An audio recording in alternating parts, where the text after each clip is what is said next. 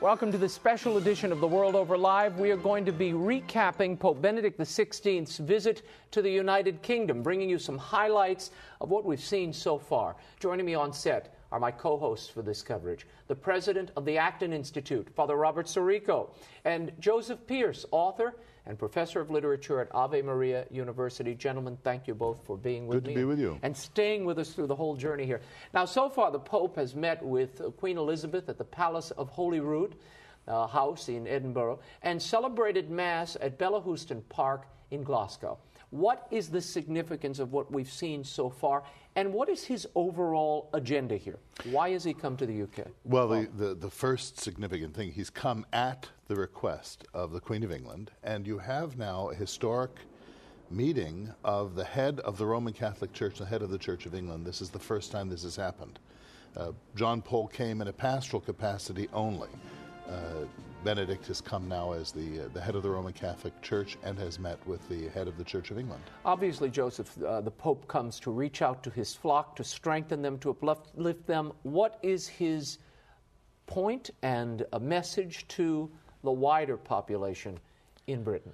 What I was very pleased to see in his words to the Queen is his reiteration and his insistence in reminding us of the Christian and indeed Catholic inheritance of English history. I mean, you go back to St. Alban, the first martyr under the Roman occupation, right through to St. Augustine of Canterbury.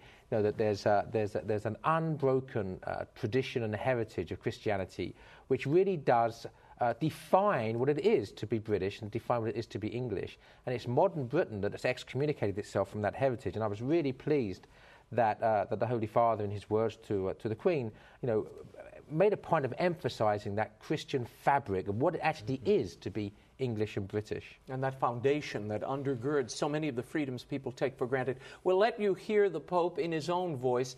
Here is Queen Elizabeth welcoming the Pope to Britain. She's in Scotland. This is Holyrood Palace. And this has an interesting history. This home was built, or the original abbey that was there, was in 1128 is when it was erected. The palace was built adjacent to it upon those ruins. But the house has such history. I mean, this is where Mary, Queen of Scots, lived. Queen Victoria restored this house. And it is the summer residence of Queen Elizabeth. Here is the official greeting.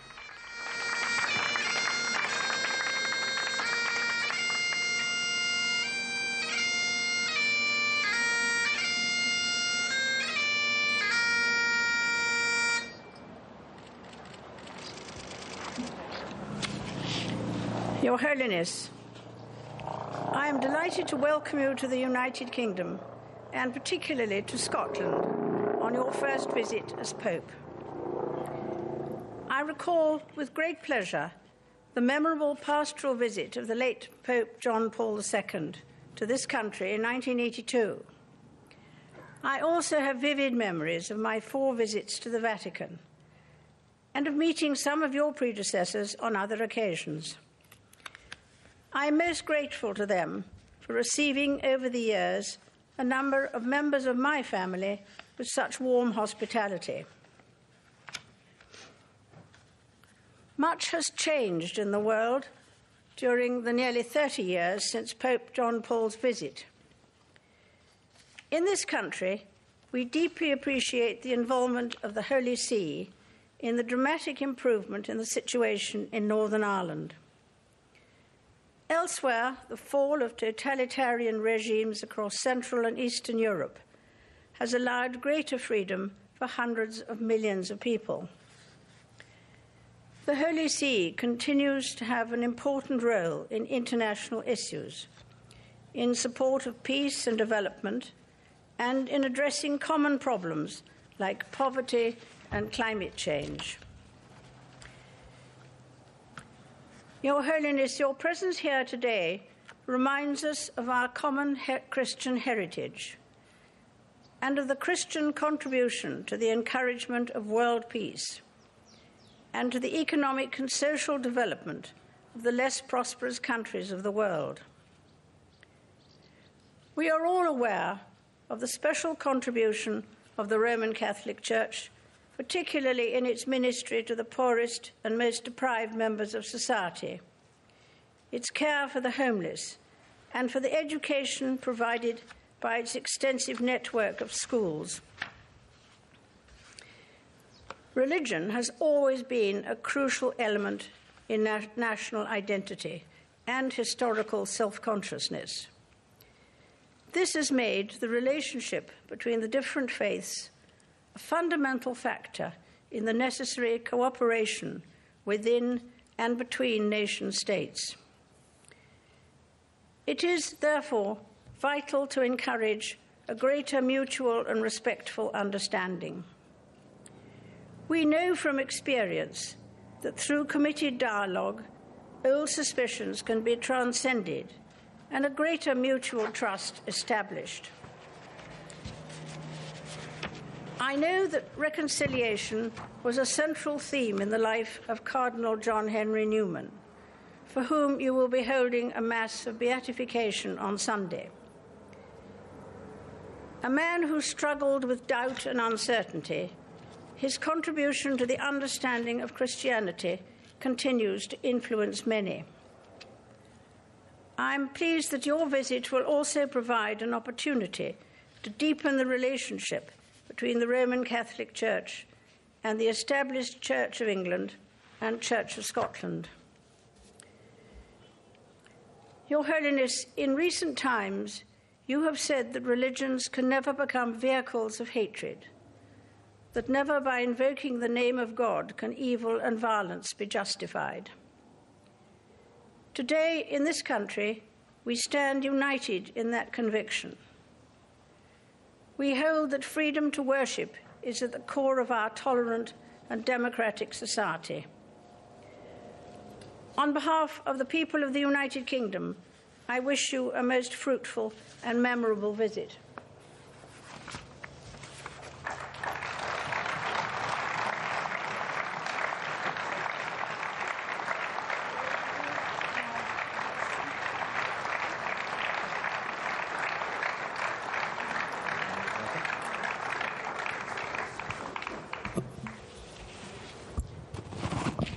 Your Majesty, thank you for a gracious invitation to make an official visit to the United Kingdom and for your warm words of greeting on behalf of the British people.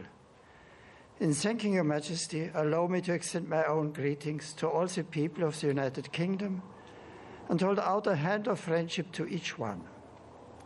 It is a great pleasure for me to start my journey by saluting the members of the royal family, thanking in particular His Royal Highness the Duke of Edinburgh for his kind welcome to me at Edinburgh Airport.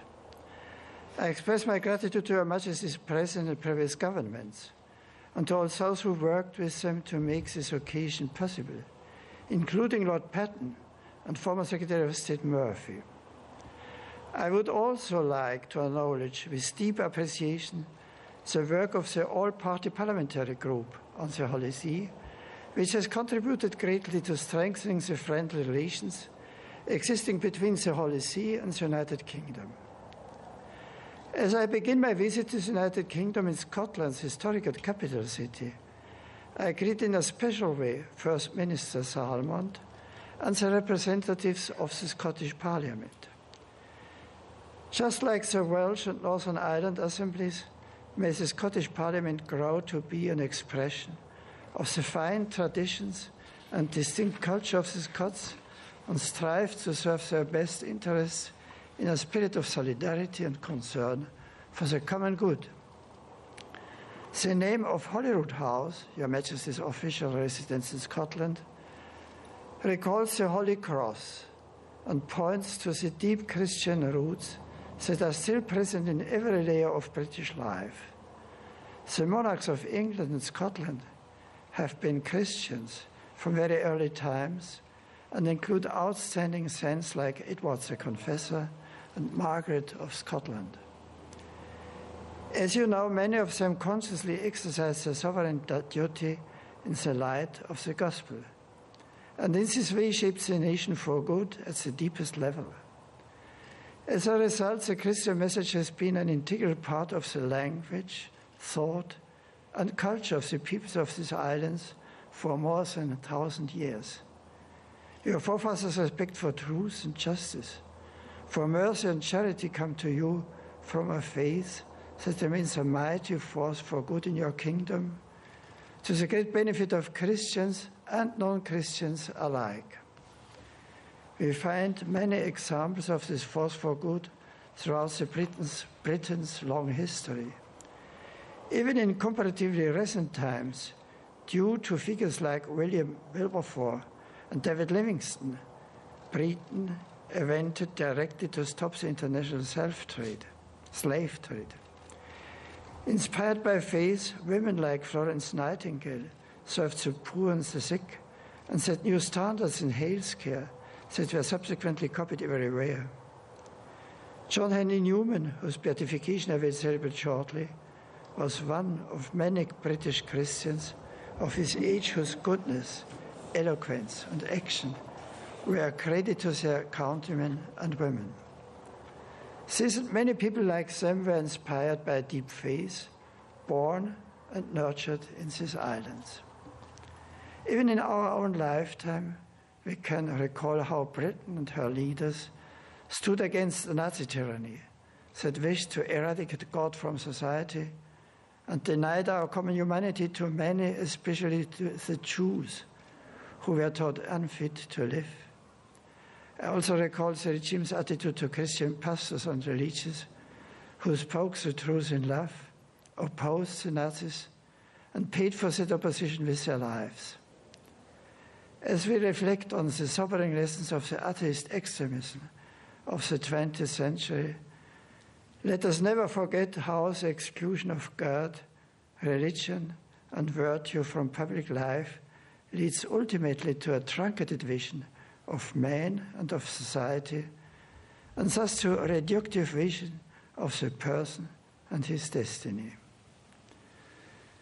65 years ago, Britain played an essential role in forging the post-war international consensus, which favored the establishment of the United Nations and ushered in a hitherto unknown period of peace and prosperity in Europe.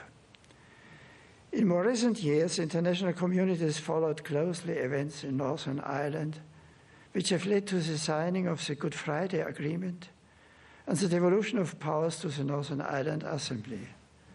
Your Majesty's government and the government of Ireland, together with the political, religious and civil leaders of Northern Ireland, have helped give birth to a peaceful resolution of the conflicts there. I encourage everyone involved to continue to work courageously together on the path marked out for them towards a just and lasting peace. Looking abroad, the United Kingdom remains a key figure, politically and economically, on the international stage. Your government and people are the shapers of ideas that still have an impact for beyond the British Isles.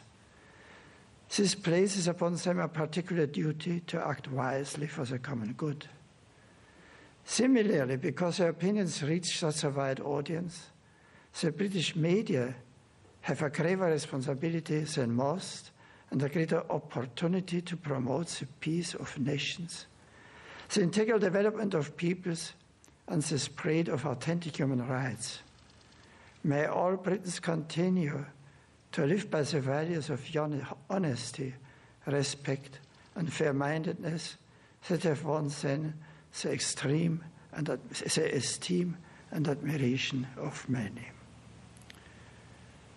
Today, the United Kingdom strives to be a modern and multicultural society.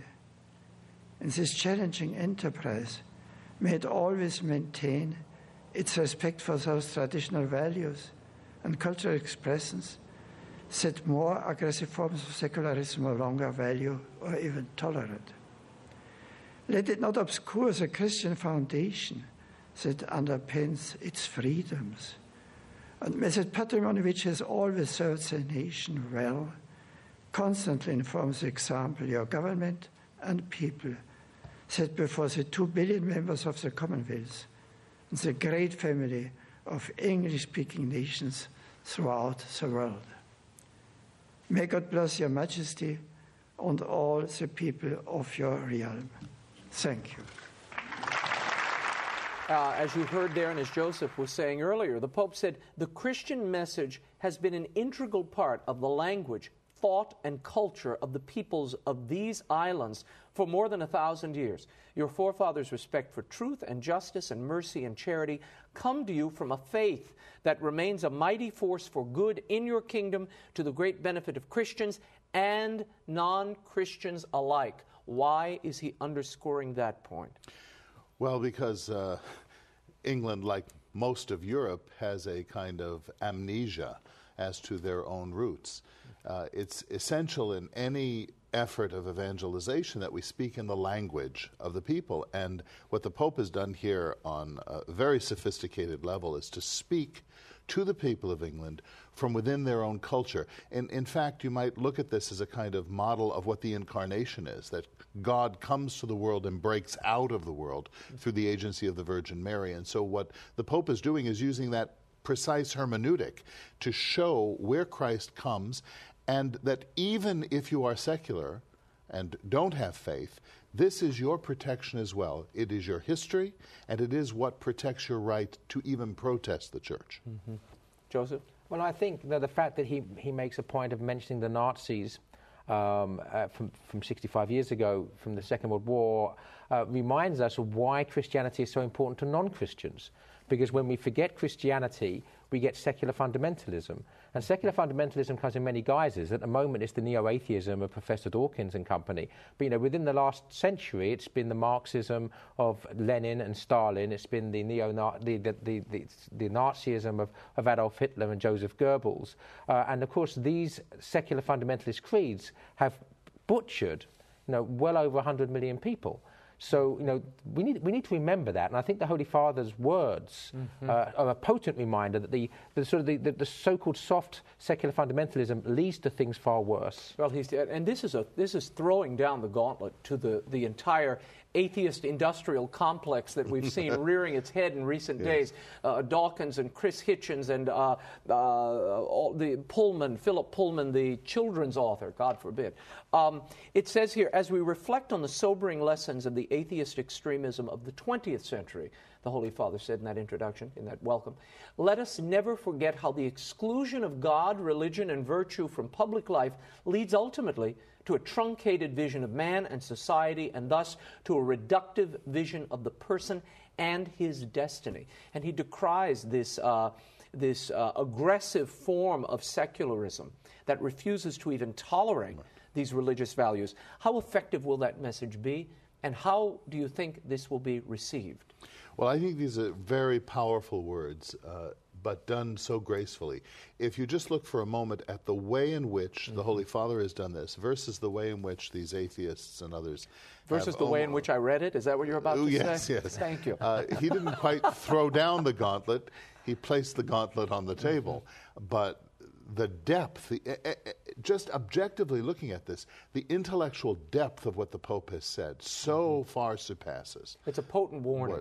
And it's also very courageous, because the BBC and the rest of the secular media have done their best to try to lay the agenda out for what this visit was going to be about, whether the Holy Father wanted it to be or not. And he knew that. He's ignored that, because he's talking about those things which are threatening the freedom and the very life of Europe, and warning us that if we don't heed these lessons, we're going to make the same mistakes of the 20th century, which was where the barbarism was not done by Christianity. It's done by governments and ideologies that are profoundly secular and anti-Christian. Last week we heard from a Vatican official at one of the pontifical councils who, it was reported, said that Europe, by entering into its amnesia of religion and faith, has created a vacuum. And that vacuum is being filled, this official said, by Islam. And demographically and spiritually, it is filling the vacuum. Yes. Is there truth there, and is that part of the implied message that we're hearing today? Well, yes, there is real truth to that. And in fact, the Holy Father addressed that, of course, very famously in his Regensburg address, where he called for a discussion predicated on reason rather than just on a blind faith, which demarcates the Christian approach and really is also a response at the same time to the secularist characterization of what Christianity is. But unless this is addressed at the same time, then the face of Europe will be changed, and oddly enough, it would be a fulfillment of the very prophecy that these secularists are making, but not by Christianity. Mm-hmm. Well, and the irony, of course, is that the Holy Father really is here saying that Christianity, Orthodox Christianity, is the via media. It is the middle way. Because on one extreme, you have the faithless rationalism of the secular fundamentalists, and the other extreme, you have the irrational faith of Islam. And the unity, the marriage, the consummation of fides et ratio, of faith and reason together, is to be found in the Catholic Church. So it's the middle road, it's the middle path between two extremes, in fact. Interesting. We will talk in a moment about the lone voice that Benedict seems to be on this continent of secularism and at times this hardened atheism that we're seeing. He references in his homily in Glasgow this the lone voice of St. Ninian. We will let you hear that homily and analyze it for you on the other side of this break. The World Over Live continues in a moment. Stay right there.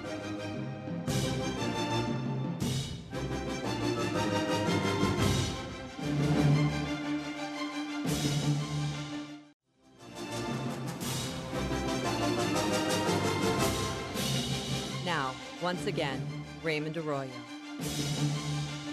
Welcome back to The World Over Live. I am joined by my confreres through this papal visit. We've been covering Pope Benedict's visit to the United Kingdom. I'm joined on set by Joseph Pearce and Father Robert Sirico. Thank you both for staying with us. We wanted to remind you and show you images of this beautiful parade that took place after the Pope's arrival, after he was greeted by the Queen. It was a parade in honor of St. Ninian's Day. It's a feast day of a saint, very popular in Scotland.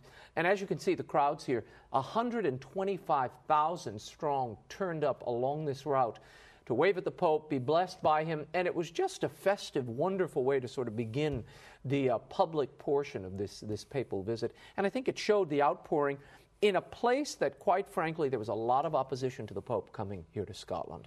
The Presbyterians were upset, the secular society was upset, and very vocal in the media. Yet, there was very little disturbance, and it seemed to be a love-in from what I could spy. It was quite joyful, and the children waving flags, and the St. Andrew's cross that kind of looks like an X, which St. Andrew was crucified on. No, it was a lovely, lovely visit. And the tartan scarf that the Pope wore was apparently designed by an American. And that design, I don't know if they had a contest. I think there must have been a contest or something. But nonetheless, that was the scarf the Pope had. You saw him in the Pope Mobile with it. Then we want to take you to the next part of the day.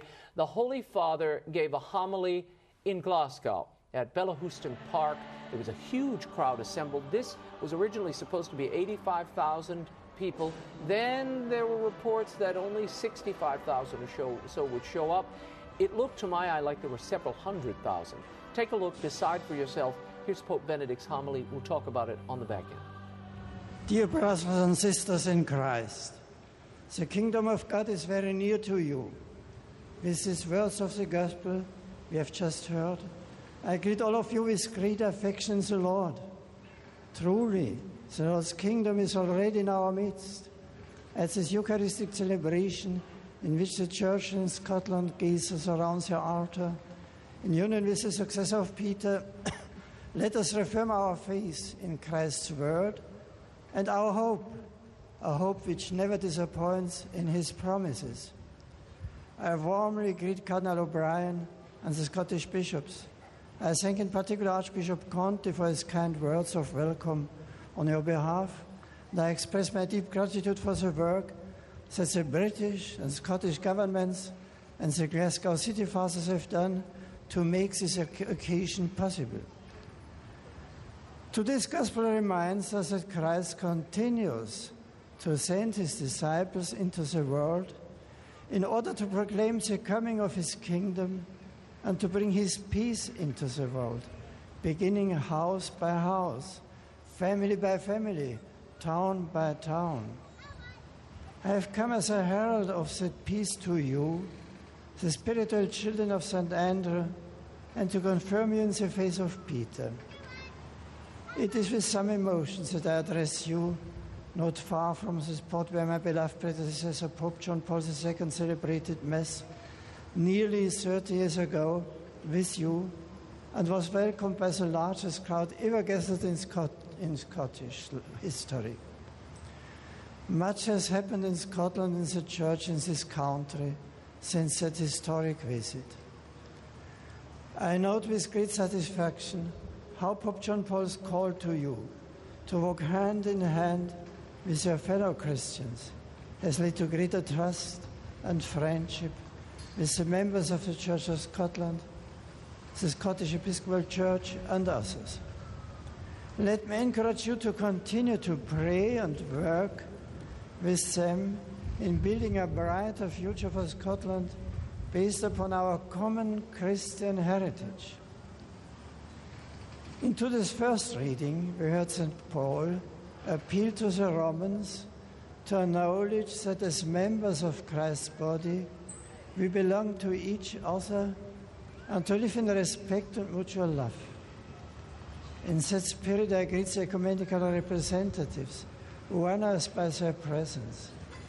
This year marks the 450th anniversary of the Reformation Parliament, but also the 100th anniversary of the World Missionary Conference in Edinburgh, which is widely acknowledged to mark the birth of the modern ecumenical movement. Let us give thanks to God for the promise which ecumenical understanding and cooperation represents for a united witness to the saving truth of God's Word in today's rapidly changing society. Among the different gifts which St. Paul lists for the building up of the Church is that of teaching. The preaching of the Gospel has always been accompanied by concern for the Word, the inspired Word of God, and the culture in which that Word takes root and flourishes. Here in Scotland, I think of the 3 medieval universities founded here by the popes, including that of St. Andrew's, which is beginning to mark the 600th anniversary of its foundation. In the last 30 years, and with the assistance of civil authorities, Scottish Catholic schools have taken up the challenge of providing an integral education to greater numbers of students. And this has helped young people not only along the path of spiritual and human growth, but also in entering the professions and public life. This is a sign of great hope for the Church, and I encourage the Catholic professionals, politicians, and teachers of Scotland never to lose sight of their calling to use their talents and experience in the service of the faith, engaging contemporary Scottish culture at every level. The evangelization of culture is also more important in our times, when a dictatorship of relativism threatens to obscure the unchanging truth about man's nature, his destiny, and his ultimate good. There are some who now seek to exclude religious belief from public discourse, to privatize it, or even to paint it as a threat to equality and liberty. Yet, religion is in fact a guarantee of authentic liberty and respect, leading us to look upon every person as a brother or sister. For this reason, I appeal in particular to you, the lay faithful, in accordance with your baptismal calling and mission, not only to be examples of faith in public, but also to put the case for the promotion of faith's wisdom and vision in the public forum. Society too needs clear voices which propose our right to live, not in a jungle of self-destructive and arbitrary freedoms, but in a society which works for the true welfare of its citizens and offers them guidance and protection in the face of their weakness and fragility. Do not be afraid to take up this service to your brothers and sisters and to the future of your beloved nation. Saint Ninian, whose feast we celebrate today, was himself unafraid to be a lone voice. In the footsteps of the disciples, whom our Lord sent forth before him, Ninian was one of the very first Catholic missionaries to bring his fellow Britons the good news of Jesus Christ. His mission church in Galloway became a center for the first evangelization of this country. That work was later taken up by St. Mungo, Glasgow's own patron, and by other saints, as the greatest of whom must include St. Columba and St. Margaret. Inspired by them, many men and women have labored over many centuries to hand down the faith to you. Strive to be worthy of this great tradition. Let the exhortation of St. Paul in the first reading be your constant inspiration. Do not lack in zeal, be ardent in spirit, serve the Lord. Rejoice in hope, be patient in suffering, and persevere in prayer. I would now like to address a special word to the bishops of Scotland. Dear brothers, let me encourage you in your pastoral leadership of the Catholics of Scotland. As you know, one of your first pastoral duties is to your priests and to their sanctification. As their altar Christus to the Catholic community, so you are to them. Live to the full the charity that flows from Christ in your brotherly ministry towards your priest, collaborating with them all, and in particular with those who have little contact with their fellow priests. Pray with them for vocations, that the Lord of the harvest will send laborers to his harvest. Just as the Eucharist makes the church, so the priesthood is central to the life of the church. Engage yourself personally in forming your priests as a body of men who inspire others to dedicate themselves completely to the service of Almighty God.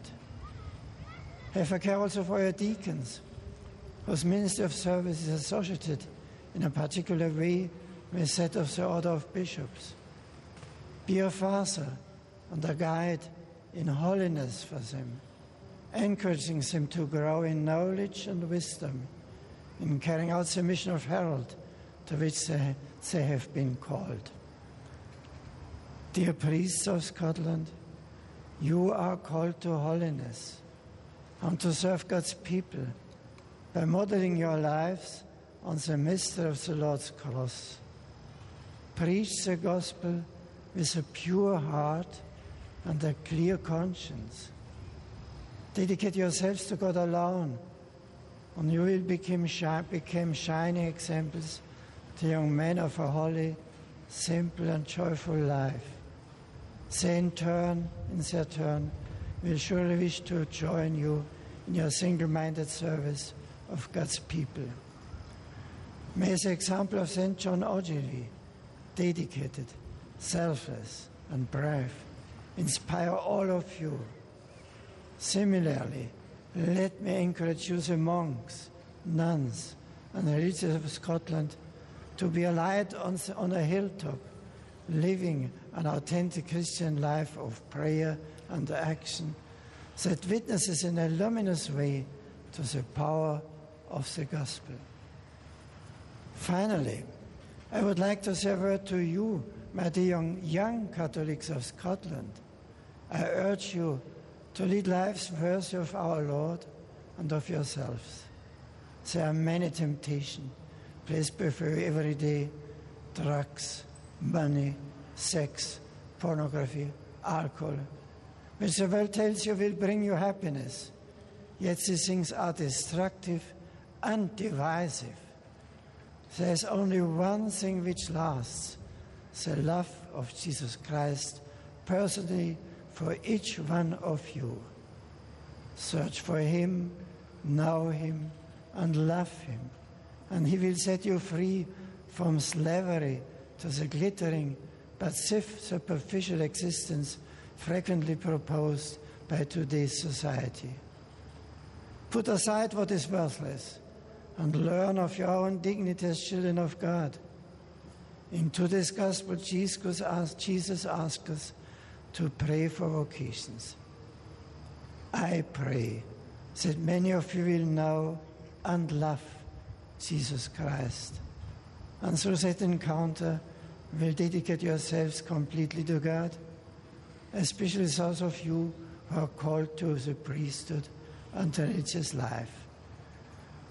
This is a challenge the Lord gives to you today. The church now belongs to you. Dear friends, I express once more my joy at celebrating this Mass with you. I am happy to assure you of my prayers in the ancient language of your country. Shi agas benach yevif ul, chia vishemelech adef, agas gambenachif chia alape. God's peace and blessing to you all, God surround you, and may God bless the people of Scotland. Now, I want to get into this homily, unpack it a little bit. We heard the Pope sounding that call that I mentioned earlier. St. Ninian, whose feast we celebrate today, was himself unafraid to be a lone voice. He really seems to be calling the people to not be afraid to be that countercultural witness in the middle of a society that may or may not accept you. Yes, and what he says is that the message is directed at society because society today needs a clear voice which proposes our right to live not in a jungle of self-destructive and arbitrary freedoms, but a society which works for the true welfare of the most needy and the most vulnerable. So it's an appeal to the fragility. It's what people recognize the church to be, the defender of the poor. And this is really a broadside against the sort of secularist mentality that we've been seeing playing out in the papers over the last week or so, that the church is discriminating against this group and that group and denying women abortions, and it's terrible what they're doing. Well, I mean, I say, and I was really pleased that he talks about this lone voice really sets the theme. I'm pleased that he reiterates the dictatorship of relativism to remind us that actually the intolerance is with the secular fundamentalists historically and today. And then to end it with a call to the young people of Scotland to resist the fruits of relativism, the fruits of secular fundamentalism, drugs, money, sex, pornography, alcohol, which the world tells you will bring you happiness, yet these things are destructive and divisive. And he talks about the faith being the antidote to the slavery of the glittering but superficial existence which frequently is proposed by today's society. It really is a broadside against so much of what we're seeing, what we're hearing, and encountering in the wider culture. I wanted to spend a little moment or two on this call to evangelize culture. And he says the evangelization of culture is all the more important in our times when a dictatorship of relativism threatens to obscure the unchanging truth about man's nature, his destiny, and his ultimate good. What does he mean by the evangelization of culture? Well, again, this is this theme that occurs and recurs here, is to understand yourself, you have to understand its roots. And the evangelization of culture is bringing to the culture its own best self-definition by looking at its origins and looking at its destiny. And this is Christianity. It's seen in its poetry. It's seen in its architecture. It's seen in its literature and its artwork. It's seen in its music. It's probably seen in its cuisine as well. So all of these things work together. And to have no reference to Christianity is not to understand yourself. It's a floating abstraction, which then renders you vulnerable to all of these other destructive forces. And he says there are those who now seek to exclude religious belief from public discourse or privatize it or paint it as a threat to equality and liberty. Yet religion is in fact a guarantee of authentic liberty and respect. Right. Now that's a mouthful, considering what we're reading in other parlance, that the church seeks to limit our choices, seeks to limit what I can do, imposing its will upon me.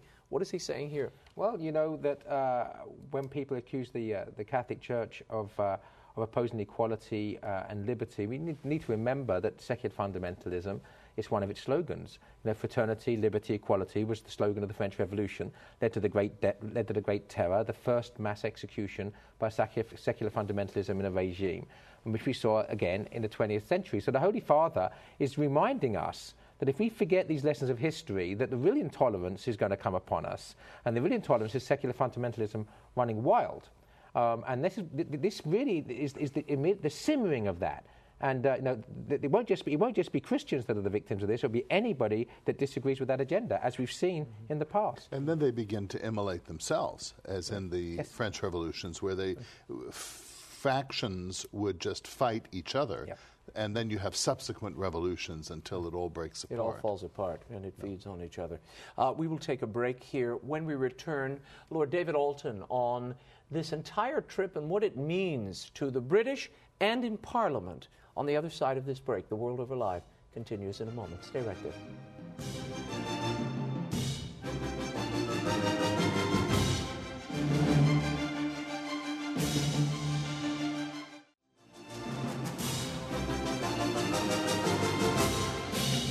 Now, once again, Raymond Arroyo.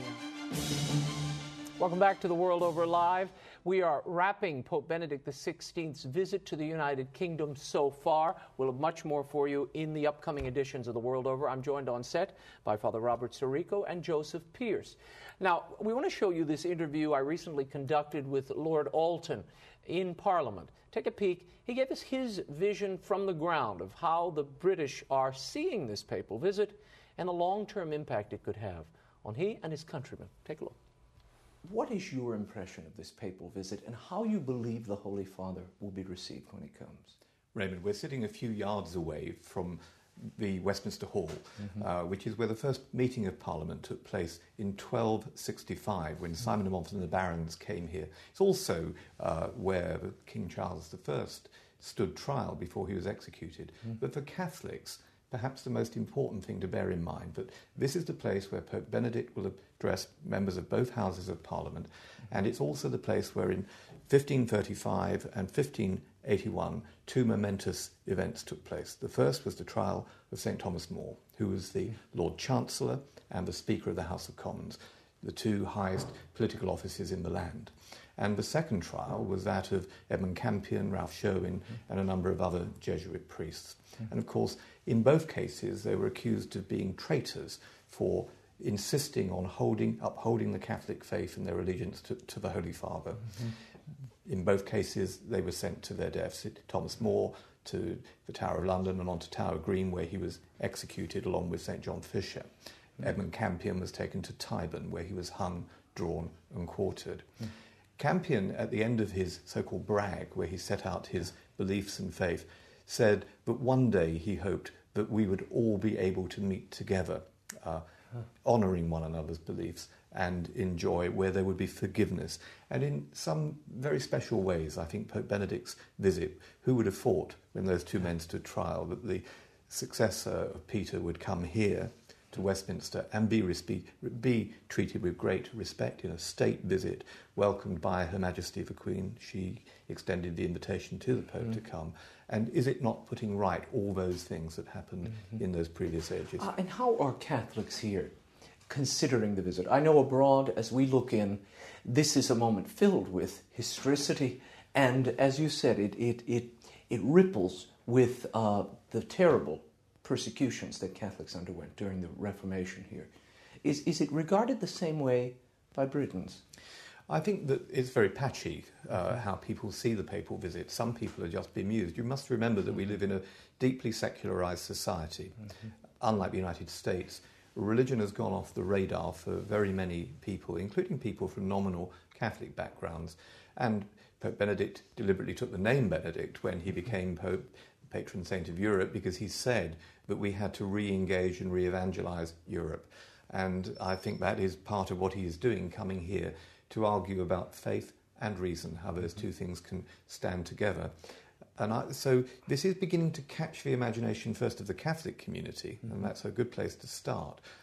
And beyond that, it's beginning now to reach into more secular Britain. And that's engendering some hostility as well. That's what I was going to ask you. I know there's been some reaction in a negative way. The BBC planning this Pope on Trial program, some of the letters we've been seeing, even the official ministers of the government writing these memos that have leaked out in part of the previous administration, but nonetheless, it bespeaks a certain hostility toward the visit. Oh, undoubtedly it does, but officials who worked in the Foreign Office writing bizarre memos talking about shouldn't the Pope be asked to open an abortion clinic and so on. What kind of nonsense is this? I mean, it's deeply insulting at one level, but very revealing at another level of the kind of mentality that you're having to deal with in the United Kingdom today. Now, action, of course, was taken against those officials, and it caused huge embarrassment amongst senior politicians. Maybe that was a good thing.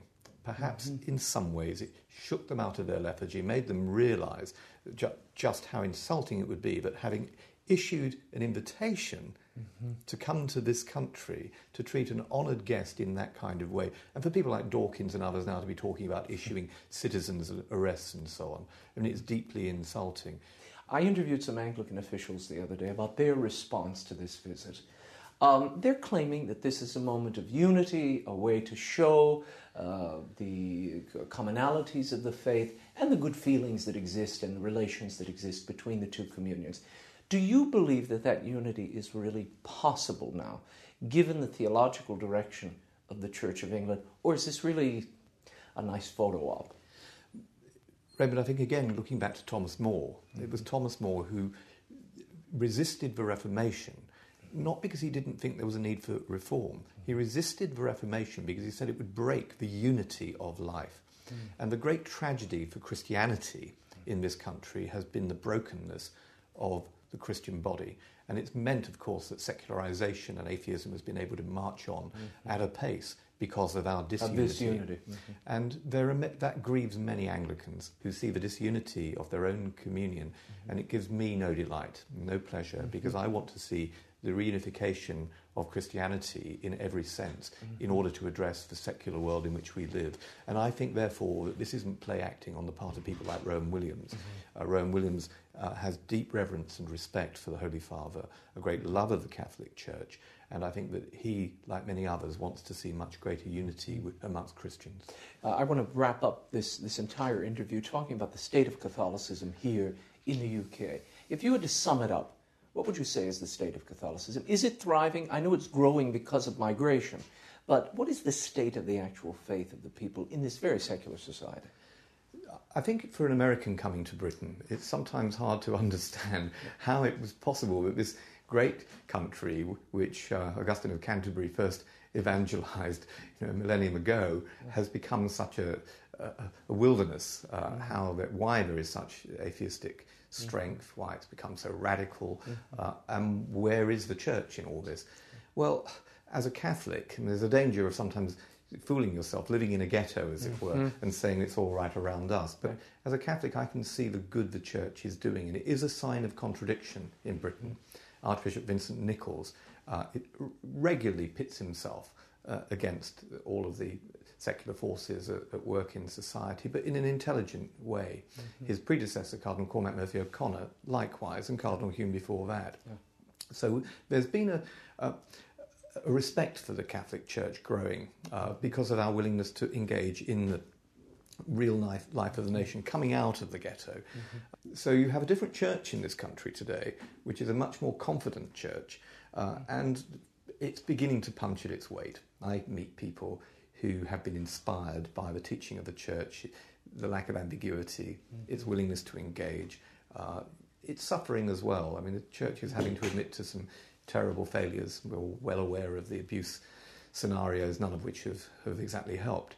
But coming through the other side of that, without an arrogance or an over-exaggerated triumphalism or unnecessary presumption, people can see that the church is saying something very significant into society. And when they start, for instance, to read the encyclicals of the present Holy Father, and then having read something like Deus Caritas Est, go back to his own books, they can see they may not always agree with him, but they can see this extraordinarily intelligent man who takes seriously the idea of faith and reason. And I think that is the message that British society certainly needs to hear. David Alton, Lord Alton, we thank him for his time, and he has a new series upcoming on EWTN, which you should keep your eyes peeled for. I want to, for a moment, dwell on some of the comments the Pope made on his trip from Rome to Scotland earlier this week. He said, as he was on the papal plane, and you're seeing footage of this exchange with the press, questions are submitted and the Pope reacts in real time. He was asked about the sexual abuse scandal that has shaken the confidence of so many faithful in the Church, and how does he think that trust can be restored. He said, it's difficult to understand how this perversion of the priestly ministry was possible. It is a great sadness, a sadness that even the authority of the Church has not been sufficiently vigilant and not fast or decided enough to take the necessary measures. Then he goes on to lay out the ways in which he sees to repair and heal the great horrors that have been perpetrated on the young here.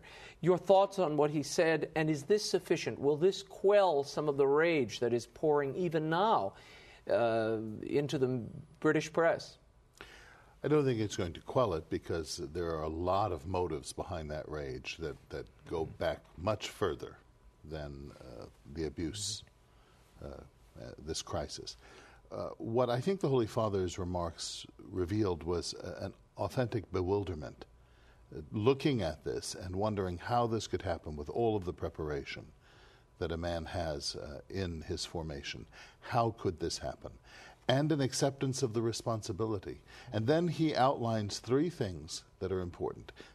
Confronting the victims in a pastoral way that helps them to repair as best you can a thing like this. The second thing is to address the guilty, to recognize that this is a very serious issue. And then the third is prevention for the future. Now, each of those deserve to be elaborated upon. Well, I think that it is very significant that he begins his response, his reply to that question, by saying this was a shock for me. And we shouldn't forget how shocking this is. But I think the most important thing, first of all, is to ensure that the mistakes of the past are learned, and that has to include, some of the somewhat wackier liberal ideas in the seminaries in the 60s and 70s and 80s, that there's nothing wrong with homosexual practice. And if you're teaching that to priests and get in touch with your bodies and what have you, and then they find themselves in a position of trust and they're that way inclined, and the taboo is gone. That this is a mortal sin. If you practice this, you're in danger of going to hell. I mean, the absence of those sort of things from the seminaries, I think, was some of the root of the problem. And when he talks about addressing a screening process in future, I think it does have to include a proper understanding of the morality and immorality of this issue. And the National Review Board here in the United States, in its report, detailed and identified just that, the improper theology that was being imparted to many of these men that allowed them to justify what the Pope calls the perversion of their priestly ministry. That was set in place and a contributing factor, according to that National Review Board report.